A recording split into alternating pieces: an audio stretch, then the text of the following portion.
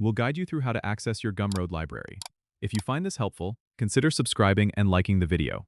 First, open your web browser and go to gumroad.com.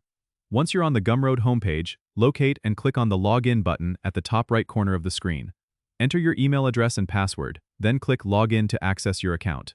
If you have purchased any products from Gumroad before, they will be stored in your library.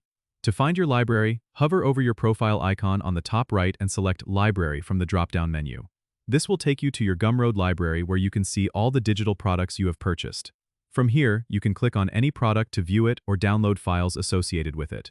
If you can't find a product that you purchased, make sure to check your email for the receipt or any download links that might have been sent to you. Sometimes, sellers send additional download links directly to your email.